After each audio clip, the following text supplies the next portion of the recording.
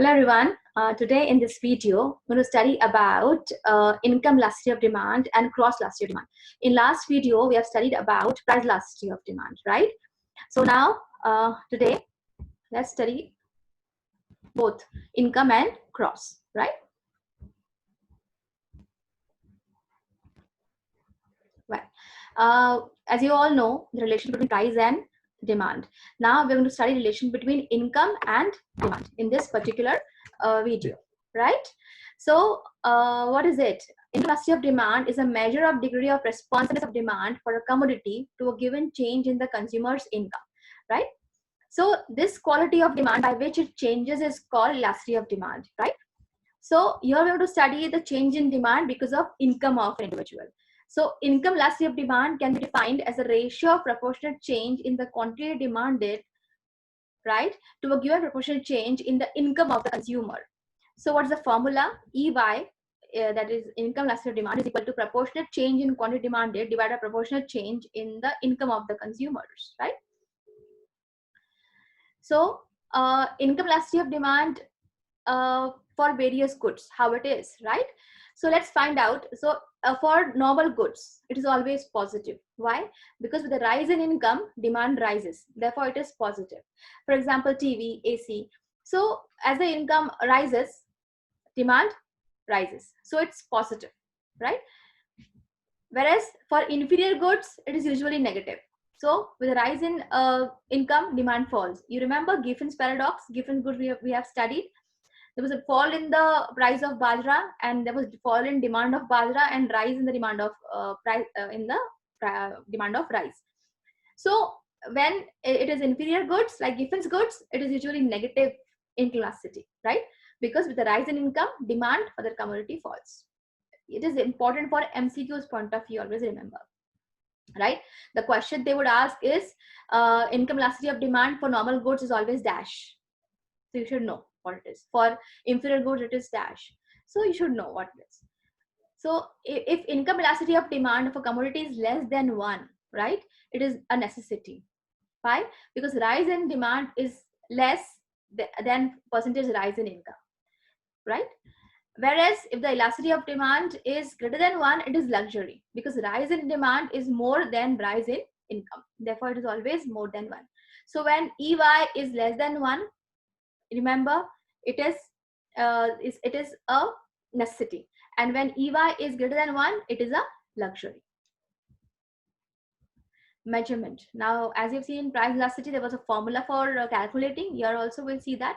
We have seen EY is proportional change in quantity demand divided by percentage change in income of the consumers. So take an example. A 20% rise in income causes a 30% increase in demand for a product. Now, how to calculate? Solution would be, of course, 30 upon 20, that is 1.5. Your EY is more than 1, right? It is 1.5. A second formula, another one, alternate formula is Q2 minus Q1 upon Q2 plus Q1 divided by Y2 minus Y1 upon Y2 plus Y1. So in this formula, Q1 is the initial consumer expenditure on commodity X, which represents demand for the product, and Q2 is the new expenditure on the same commodity after the change in income. Y1 denotes initial income and Y2 stands for changed new income. Okay, so let's take an example. A consumer spends rupees 60 per month on sugar when his income is 1500. So Q1 is 60 and Y1 is 1500 initial. When his income increases to rupees 1800, it is Y2, he spends 84 new demand on sugar. What will be the income elasticity of demand for sugar in this case? You put up in the formula. So you get this. It's 1.8. Understood? Just have a look so that you also have to calculate in your notebooks. As you see, any solution, any example I'm taking, try to do it on a notebook yourself. That because when you do it yourself, you grasp more easily. Okay. So whenever I'm telling the graph, right? So please try to draw it yourself on a notepad, because that will help you more to understand. Always remember. Now, cross elasticity. So what is cross elasticity? a responsiveness of demand due to change in the price of related commodity. Now, what are related commodity? Substitutes and complementary are related commodity, right? So, cross elastic demand for complementary goods like car, petrol, tea, and sugar, etc., is always negative. Why? Because if price of car rises, demand for petrol falls. Therefore, for complementary, it is always negative. So you know what is for substitute, vice versa. So remember one, the other one is automatically remembered. So whereas for substitutes like tea and coffee, sugar and jaggery, etc., it is always positive. Why? Because if price of tea rises, demand for coffee rises. Understood? So cross elasticity of goods which are not related to each other is zero. There is no effect of a price change in price on one another. So it is zero. So let's put up in the formula. It's like proportionate change in quantity. One second. Proportionate change in the quantity demanded of X divided proportionate in price of Y. Because now there are two different commodities here. See in numerator and denominator. So in numerator is proportionate change in quantity demanded of X in relation to proportionate change in price of Y. Now X and Y can substitute. X and Y can be complementary. Understood?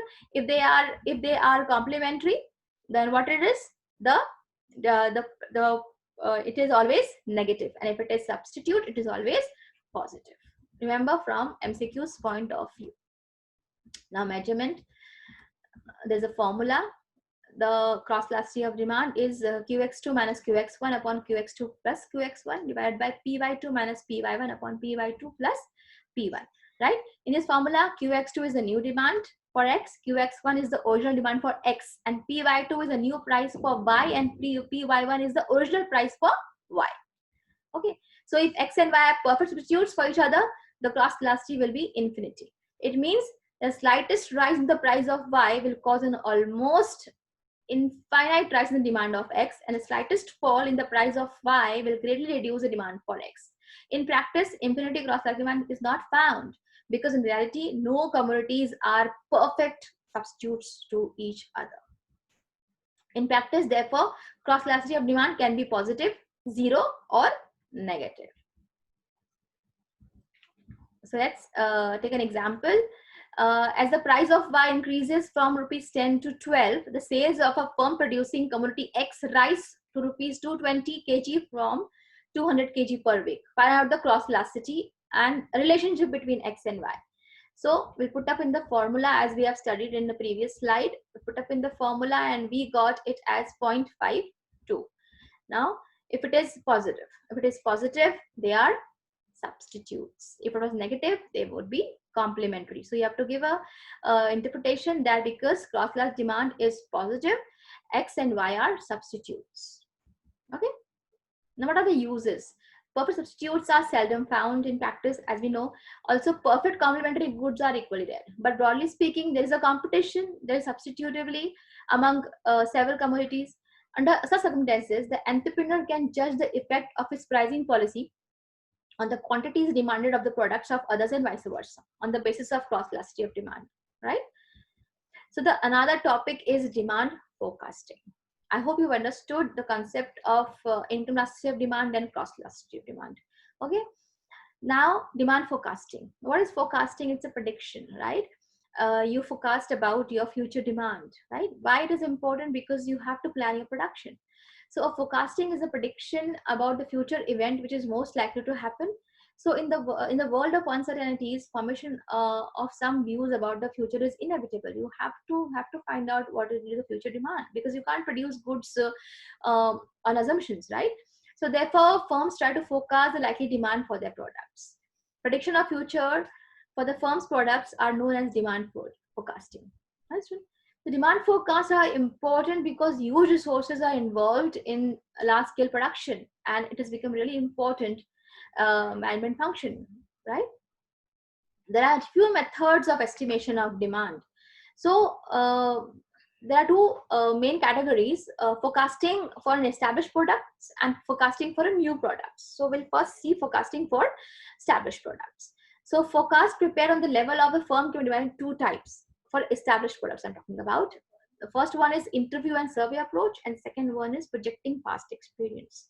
Demand forecasting is a very important concept and chapter for your from an exam point of view. Remember, so the first type is useful for short-term forecasting, that is interview and survey approach, and second one is more useful for long-term forecasting, that is projecting past experience. Again, an MCQ question. Okay, I'm giving you a hint from time to time, so just keep in mind. Interview and projections, interview and survey approach. Let's find out what it is. The interview and survey approach tries to find out the intentions of the consumers, with the help of which one can get a fairly dependable estimate of future demand. Okay, now it has two methods. Buyers interview or survey of buyers intention is the first way of finding it out. It's a direct approach from the as the perspective or the existing buyers, and this method is based upon obtaining the opinion of the customers. Therefore, it is also called opinion polling approach.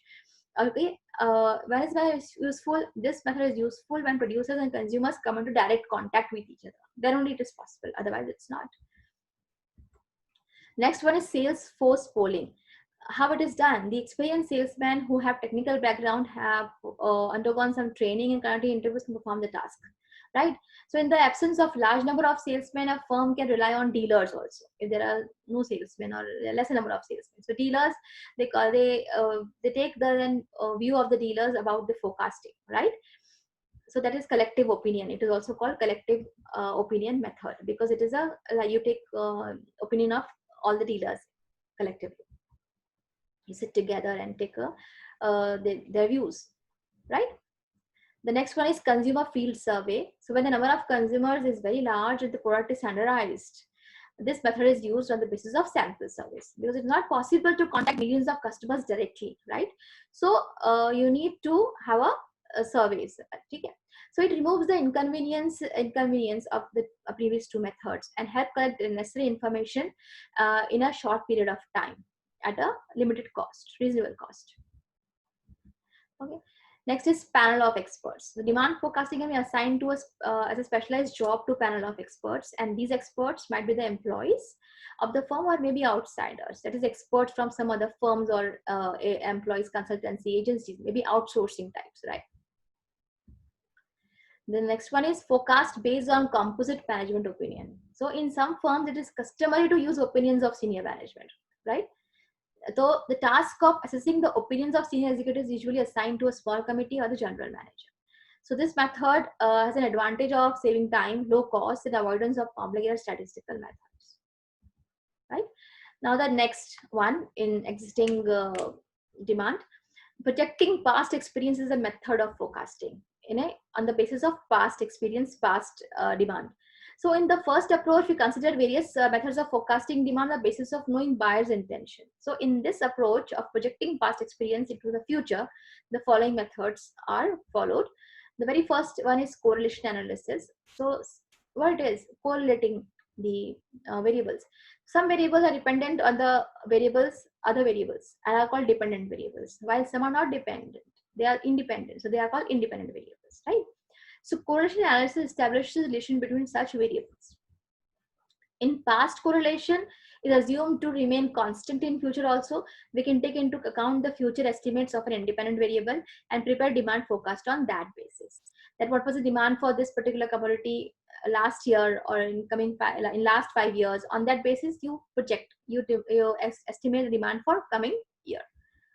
You correlate to last year. The next one is regression analysis. For the estimation of demand, the statistical method most frequently used is regression analysis. Here, the first step is to find the variables that are likely to influence demand, right? The second step is to obtain accurate estimates of these variables. And third and final step is to specify the form of the equation.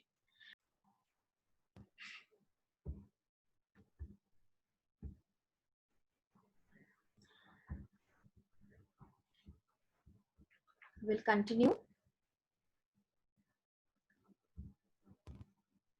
So the regression analysis we're discussing, right?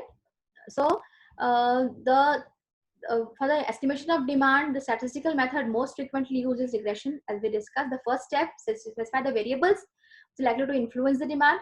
The second step is to obtain accurate estimates of these variables, and third step is to form an equation. So the most common is the linear equation, right?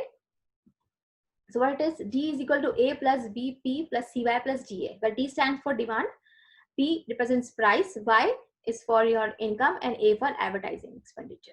The linear demand function is commonly used because many demand functions approximately align. A least squares method can be used for estimating the parameters A, B, C, and D, and regression coefficients for linear equations. So this is about regression analysis. So here this method ends. Now we'll learn the demand forecasting for new products. Very first one is evolutionary approach. The demand for a new product can be projected as an outgrowth and evolution of an existing or old product. This method is applicable to those cases only where the new product is so close to the old product that it can be treated as a potential development to the existing product. For example, the demand for acrylic existing emulsion paints can be projected as an outgrowth of old bond paints. Or the demand for color TV sets can be based on the assumption that color TV picks up where black and white left off. So on that basis, you can determine the demand for the new product on the basis of old products demand. Substitute approach. A new product can be treated as a substitute for some existing products. If used scientifically, this can be useful approach. Since most of the new products are substitutes for some old products. Steel door frames are substitutes for wooden door frames, right? The next one is growth curve approach. This approach estimates the rate of growth and the ultimate level of demand for the new product on the basis of the pattern of growth of established products. For example, cosmetics growth pattern of an established product serves as the basis of potential demand estimation in case of new product, right? So this is about the next one is opinion polling approach. Under this approach, demand is estimated by direct inquiries from the ultimate purchasers on a sample basis of finding the estimate of future demand. The demand for a new drug can thus be explored through medical representatives by distributing samples to and personal interviews with medical practitioners and owner of drugstores. So this is how you can find out by opinion that how much is the demand for the product, right? Thank you. That's all about demand forecasting. So in this video, we have studied inelasticity demand, cross-elasticity demand, and demand forecasting, right? Keep studying. And if you have any questions, you can leave the question below my video. I'll try to answer them. Thank you.